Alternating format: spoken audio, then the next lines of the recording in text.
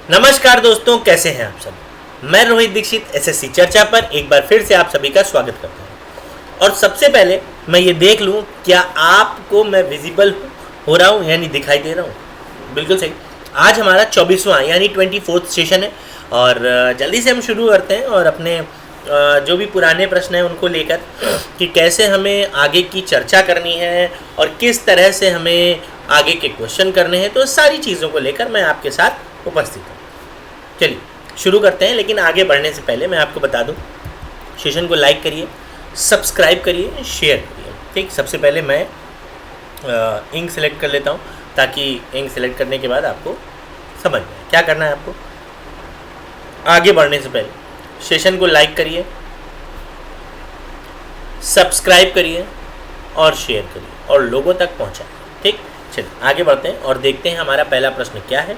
और जैसा कि हमारे थंबनेल में है कि विथ फुल कंसेप्ट, बस उसी कंसेप्ट के साथ, फुल कंसेप्ट के साथ आपको हम ये हमारा जो सफ़र है उसको हम शुरू करते हैं। चलिए पहला प्रश्न, 4000 और 5000 के बीच में संख्या बताइए जो 12, 18, 21 और 32 से विभाज्य हो, वो क्या होगी। Very good. What will be the number between 4000 and 5000 which is divisible by 12, 18, 21 and 32?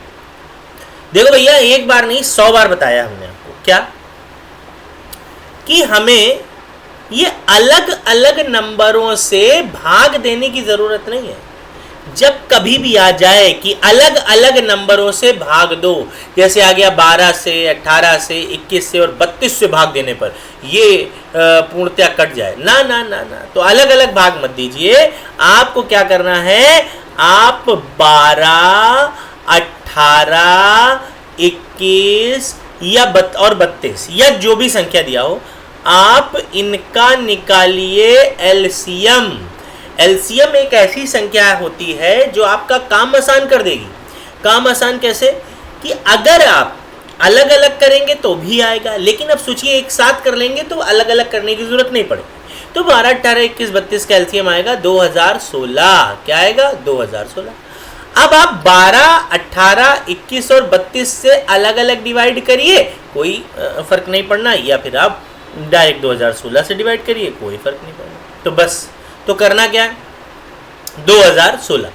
तो करना ये है कि 2016, अब 2016 आप अलग अलग पहाड़ा मत पढ़िए, आप 2016 का पहाड़ा पढ़िए। 4000 और 5000 के बीच, तो 2016 का एक में गुणा करेंगे, यानी एक बार पहाड़ा पढ़ेंगे तो 2016 ही होगा। लेकिन जब 2016 का हम 2 से यानी 2 बार पहाड़ा पढ़ेंगे तो 4032 आएगा। और अगर 2016 का हम 3 में गुणा करेंगे तो 6048 आएगा। ठीक, अब हमसे कह रहा है वो संख्या 4000 और 5000 के बीच होनी चाहिए। तो 4000 और 5000 के बीच जो संख्या है, वो 4000, 5000 के बीच की जो संख्या है वो सिर्फ 4032 पड़ गई। तो आंसर हमारा कितना आ गया? 4032। समझ गए आप? बहुत बढ़िया। अगले प्रश्न की ओर बढ़ रहे हैं, ये आपको समझ में कंप्लीटली, मतलब पूरी तरह से आ गया होगा। ठीक है, 256 ना, ये है 5/4, ये है 5/4, ये है 256 की पावर 5/4। ठीक, वो कह रहा है 256 की पावर 5/4 का उत्तर सॉल्यूशन क्या होगा, इसका मान क्या होगा, देखते हैं। देखिए कैसा है, समझिए। 256 की पावर 5/4। ठीक, तो एक काम करते हैं, सबसे पहले आपने घातांक और करनी पढ़ी होगी। घातांक और करनी, घातांक और करनी का एक नियम है। क्या है? पहला, जैसे लिखा है x की पावर n और फिर लिखा है x की पावर m, तो जब बेस इक्वल होते हैं तो पावर ऐड हो जाती है, m प्लस n। ठीक, ये पहला रूल। दूसरे रूल की बात कर ले, लेकिन उससे पहले मैं देख लूँ क्या मैं आपको दिख रहा हूँ। बिल्कुल दिख रहा हूँ, क्योंकि एक्चुअली हुआ क्या है, हमारी लाइट थोड़ी सी गड़बड़ होती है। दूसरा देखते हैं, कि जब पावर के ऊपर पावर लगा होता है, जो x की पावर n है और इसके ऊपर m, तो पावर का गुणा करते हैं तो x की पावर mn हो जाता है। ठीक, तो सबसे पहले हम क्या करें, 256 को तोड़ लेते हैं। 256 को हम लिख सकते हैं 4 की पावर 4 और 5/4 पहले से लगा है, तो ये सेकंड वाला रूल लगेगा कि जब पावर के ऊपर पावर है तो पावर का गुणा, तो क्या होगा 4 की पावर 4 गुणे 5/4।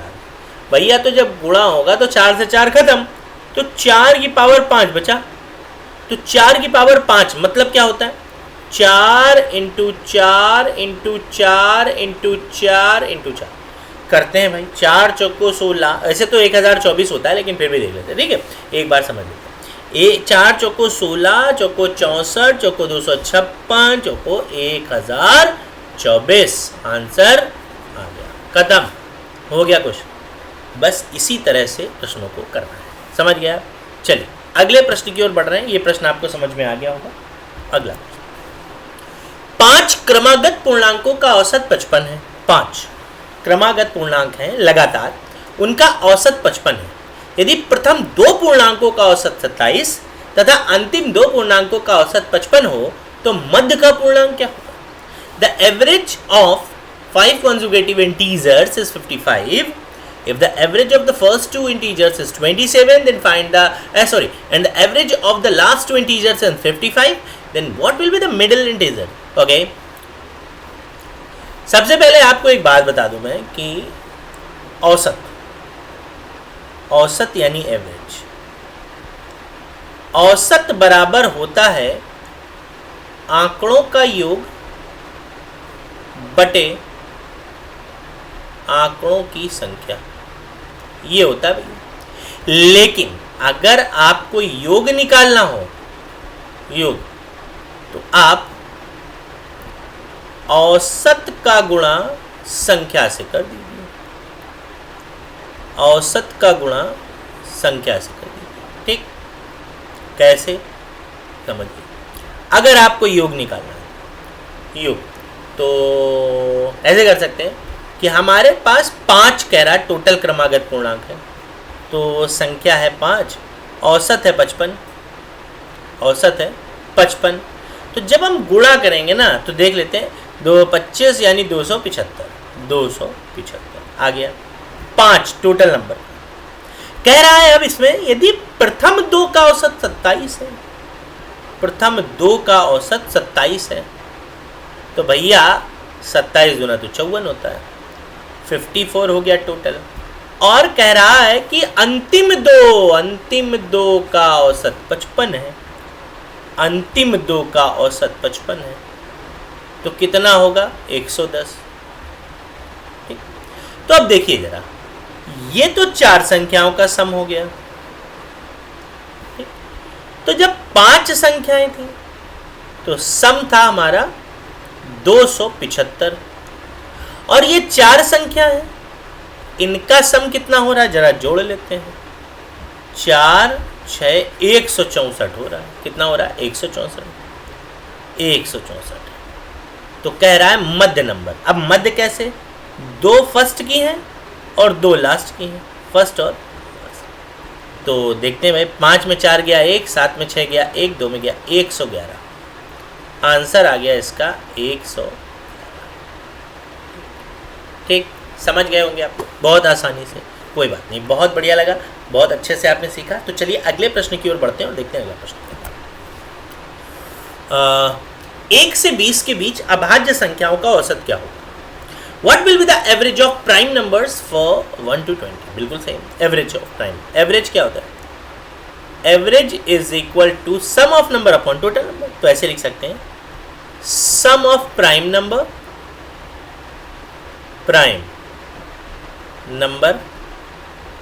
Upon total prime number.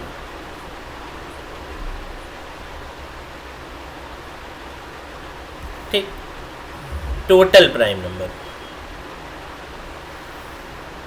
Total. तो पहले 1 से 20 तक सभी प्राइम नंबर निकाले, 1 से 20 तक के बीच। तो सब सबसे छोटी अभाज्य संख्या होती है 2, ठीक, उसके बाद 3, उसके बाद 5, उसके बाद 7, उसके बाद 11, उसके बाद 13, उसके बाद 17 और उसके बाद 19। अब आप ये सोच रहे होंगे कि ये मतलब ये 2, 3, 5, 7, 9 क्यों नहीं लिया? भैया वो विषम होती है, हमने वो संख्या ली अभाज्य जो 1 से कटे और स्वयं से, 1 से कटे और स्वयं से। तो ये संख्याएं किसी के भी पहाड़े में नहीं आएंगी, या तो 1 से कटेंगी या स्वयं से, मतलब 1 से कटेंगी और स्वयं से, ठीक है।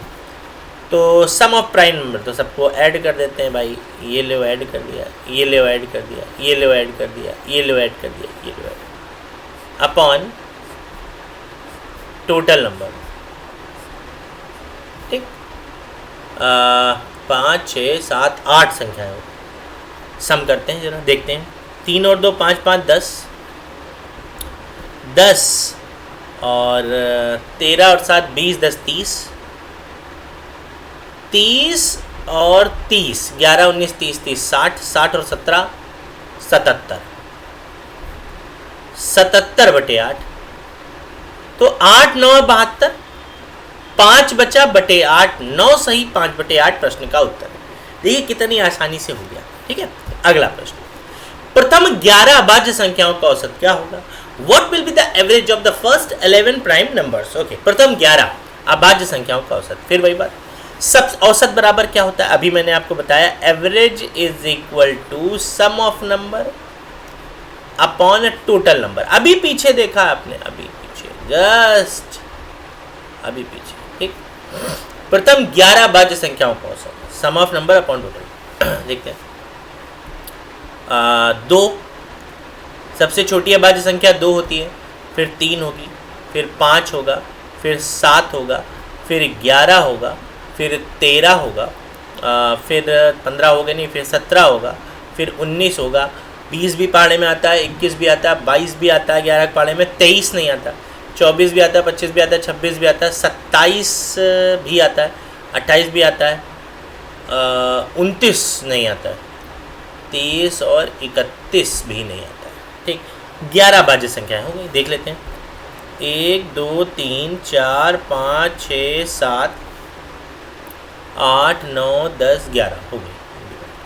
सम कर देते हैं। यहाँ तक तो 77 आ रहा था भाई, 77 में 23 जोड़ दो 100 हो गया, और 100 में 60 जोड़ दो तो 160, तो 160/11, ठीक, डिवाइड कर देते हैं भाई। तो 11 बन जाए 11 5 बचा, 11 चौको 44, 4 गया तो 6/11, यानी 60, 11 पचे 55, 4 11 चौक 44, आंसर आ गया 14.54, ठीक। ये भी प्रश्न हो गया हमारा। अगले प्रश्न की ओर बढ़ रहे हैं, देखते हैं। कह रहा है जूस की सप्लाई 35 दिन तक चलती है, यदि उसका प्रयोग 40% बढ़ जाता है, 40%, तो जूस की उतनी ही मात्रा कितने दिन तक चलेगी? कितने दिन तक चलेगी? बहुत बढ़िया, देखते हैं। ऐसा है, the supply of juice last for 35 days. If its consumption if it is increased by 40%, then for how many days will the same amount of juice last? देखते हैं भाई कितने दिन तक चलेगी। ऐसा है, ये हमें मानना पड़ेगा। देखिए, आपको ट्रिक बता दें तो ऐसे ही हम आपको बता देंगे कि 35 दिन तक चलती है, 40% बढ़ गई 140, 100 से गुणा कर दो क्योंकि ओरिजिनल 100 होता है, तो 0 0 काट दो, 7 दूनी 14, 7 बना 35, 50/2 यानी 25 आ जाए। ये आपको बता दें, लेकिन भैया ये गलत होगा। सही क्या है ये समझो। ऐसा है, सबसे पहले तो होता है कुल कितना जूस था, कुल जूस अपॉन में प्रतिदिन खपत यानी कंजम्पशन, तो निकल कर आता है दिन, यानी कितने दिन चलेगा। तो इसने कहा है जूस की सप्लाई 35 दिन चलती है। हम ये मान लेते हैं डेली 10 लीटर जा रहा होगा, इसका मतलब टोटल 350 होगा। अब टोटल 350 ही है, लेकिन सप्लाई 40% बढ़ गई तो 14 हो जाएगी भाई, 14 हो गई तो कितने दिन तक चली? 25 दिन तक। आंसर आ गया 25 दिन तक चली। ठीक, समझ में आ गया आपको? 25 दिन तक चल रही है। ठीक, तो ऐसे आप कर सकते हैं। बाकी अगर आप ये सोचो कि ऐसे नॉर्मली इससे कर ले तो नहीं, आप बेसिक लगाइए, बेसिक से। अब आप सोचेंगे 14 कैसे आया? कह रहा है 40% सप्लाई बढ़ जाए तो 10 का 40% 4 होता है। क्या होता है? 4 बढ़ा दिया। ठीक, चलिए आगे देखते हैं। शुभम ने कुछ वस्तुएं 10% के लाभ पर बेची। बिक्री से मिलने वाली कुल धनराशि को उसने ऐसी वस्तुओं को पुनः खरीदने में व्यय किया। इस बार उनको बेचने से उसे 10% की हानि हुई। इस सौदे में उसका लाभ या हानि प्रतिशत बताइए। Shubham sold some article at a profit of 10%. He spent the total amount received from the sale to buy back such item. This item he made a loss of 10% by selling them. What is his profit or loss percentage in this transaction? बहुत बढ़िया। ऐसा है भैया, इसको दो तरीके से कर सकते हैं। जहां कहीं भी परसेंटेज दिया हो तो देखो, अगर वृद्धि हुई है लाभ तो उसको 100% में जोड़ेंगे और अगर कमी हुई है तो उसको 100% में माइनस करेंगे। पहला तरीका कि 10% लाभ पर बेचा तो 110/100 और 10% की हानि हुई है तो 90/100। 0 से 0 कैंसिल। 11 9 जा 99। हम 100 बचा कर रखते हैं क्योंकि तुलना करते हैं। तुलना तो 1%, तो 1% हम 100 से तुलना कर रहे हैं, इससे हमें 1% का क्या हो गया? लॉस हो गया। 1% का क्या हो गया? लॉस। 1% का हमें लॉस हो जाता है। अच्छा, अब दूसरा तरीका हम देख लें। दूसरा तरीका हम देखें तो क्या कह रहा है? दूसरा तरीका हमसे ये कह रहा है कि जब, ध्यान रखिएगा, जब प्रॉफिट या लॉस परसेंट दोनों बराबर हो, यानी लाभ और हानि प्रतिशत बराबर हो और दो जगह दिया हो तो हमेशा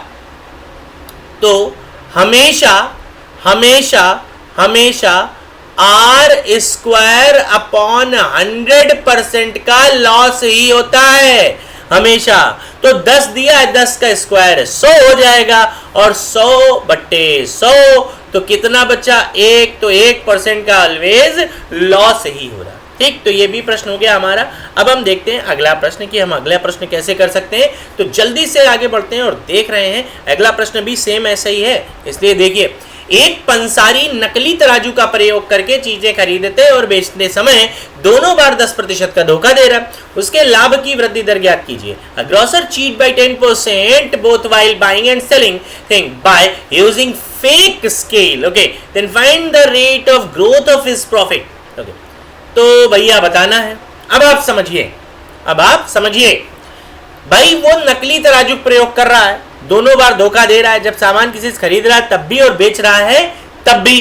तो अब करना क्या है भैया? दोनों तरफ प्रॉफिट हो रहा है यानी कमा रहा है, तो 110/100 और 110/100।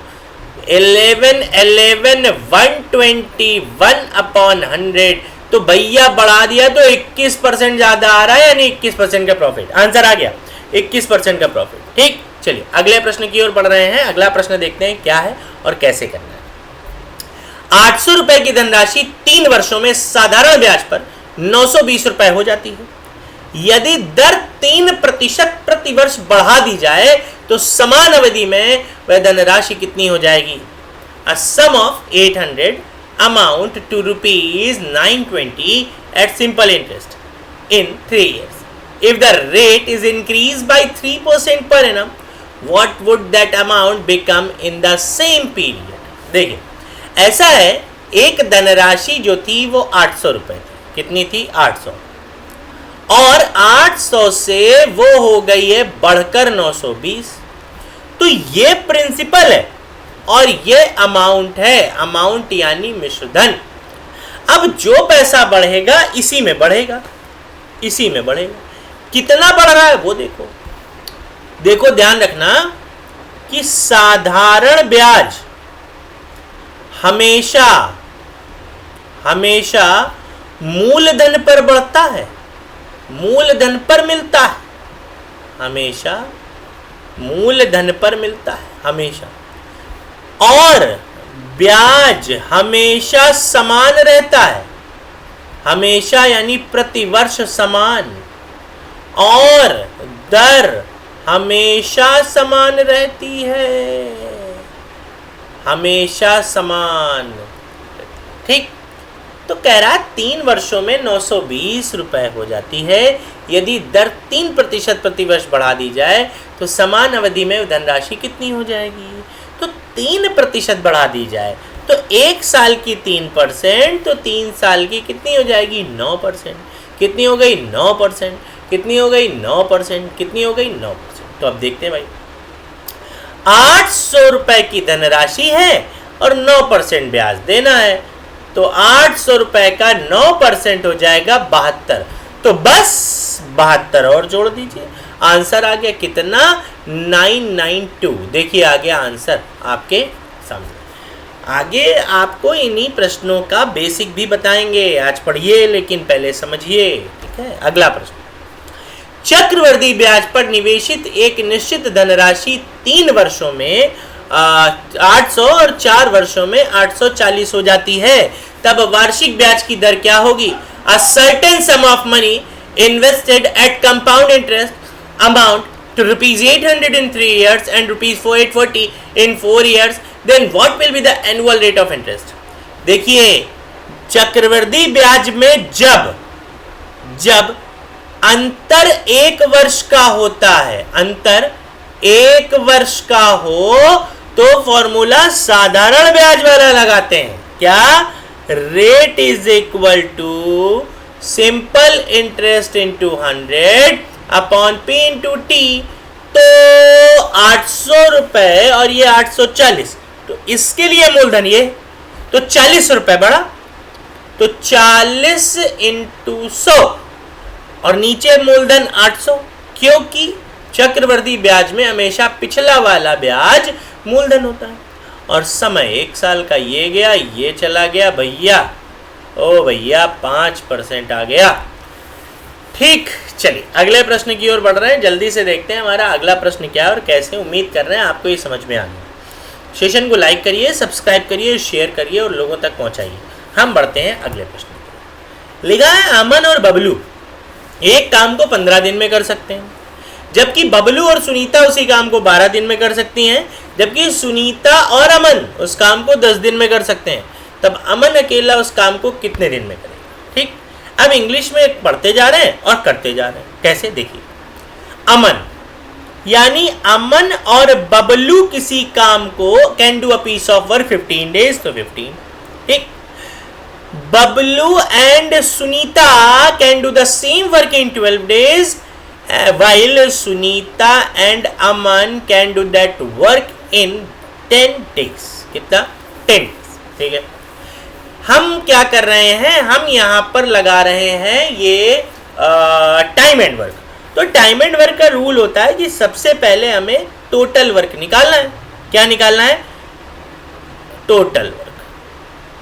टोटल वर्क का मतलब होता है पूरा काम, पूरा काम। तो 15, 12, 10 का पूरा काम जो एलसीएम होगा वो होगा 60।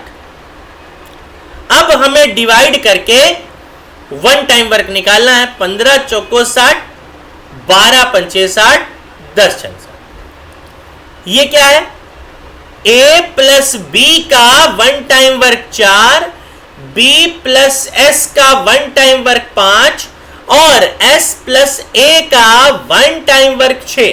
तो अगर देखा जाए 2 ए हैं, 2 बी हैं और 2 एस हैं, तो 2a plus 2b plus 2s बराबर 6, 4, 10, 5, 15।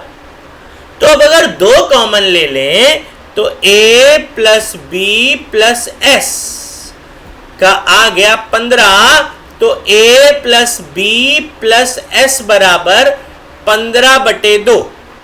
लेकिन हमको किससे काम कराना है?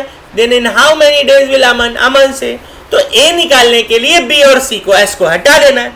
तो बी और एस का काम आ रहा है 5, 5 हम हटा दें, कैसे?